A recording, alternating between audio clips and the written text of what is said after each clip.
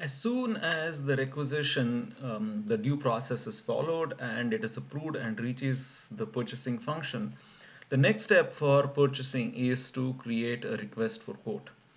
Now, again, it may not always work exactly like this because for certain raw materials, there could have been a blanket PO created or some kind of policy decisions made that for this quarter we are going to divide the requirement between these three suppliers in some ratio. So top supplier gets 50%, the second supplier gets 30%, and the third supplier gets 20% of the orders, or some other form that we could have a single supplier and for all regular raw material items, purchase is automatic requisition is automatically directed into a purchase order for that particular supplier.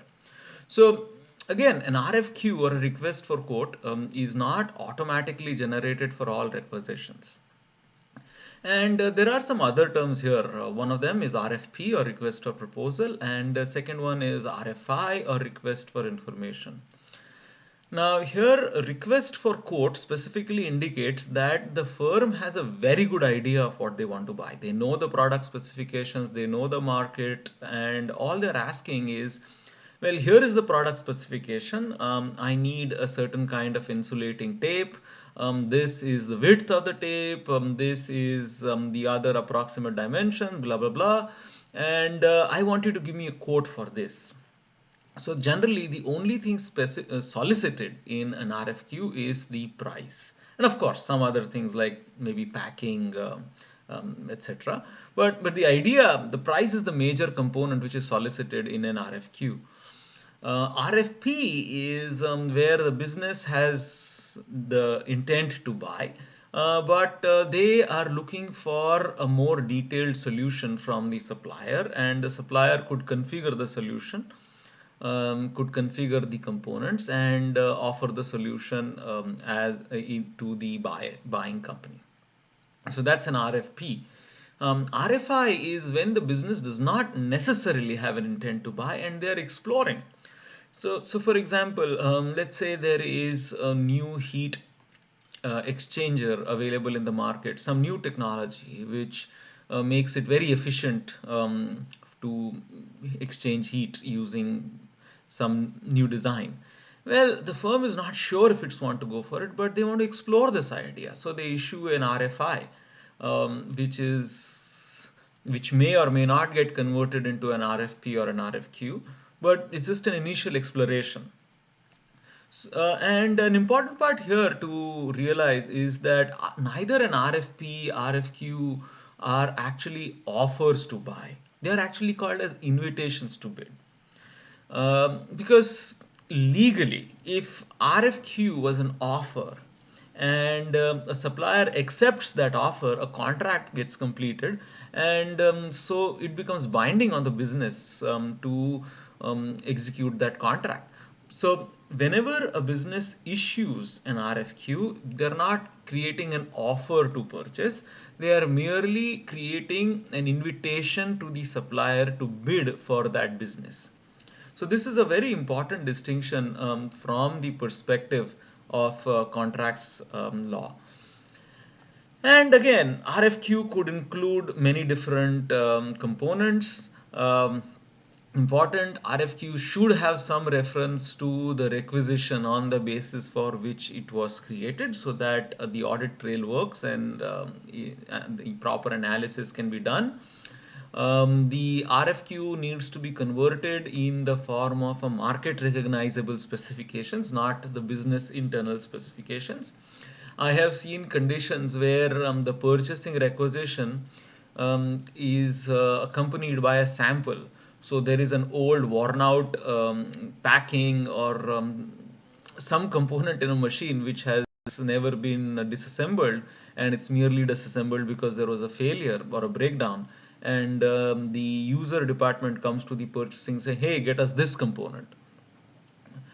If it's an old machine, sometimes the manuals are lost, and here purchasing now has to spend a lot of time in actually understanding what that component is. So the idea here is that the component the specifications have to be created in a market recognizable way. There has to be a reference to the requisition, and again there has to be terminal expectations on the suppliers. Now here we have to be very clear, because RFPs can become a tool for excluding or including certain suppliers. So, for example, I have come across certain consulting or certain IT outsourcing contracts where it is RFQs, sorry, where it is mentioned that the supplier has to have an office within 50 kilometers or 50 miles of the buying company. Well, I understand if it's a physical product or if there is an excessive service need, such requirements would make sense, but in many cases they don't. But they are merely included so that certain suppliers either get included or certain suppliers get excluded from bidding. Or in some case, consider assembled product, and that assembled product has a certain component. Well, um, the component maker could influence the buyer to frame the finished product requirements, so that whatever the finished product is selected, the component always gets selected from that particular component maker. So what happens is, once we define the requirements in RFQ, it can create ways to include or exclude certain suppliers or certain component makers, and so RFQ creation must be paid a lot of attention to, and in some cases I would recommend RFQ qualifications could also in fact be audited.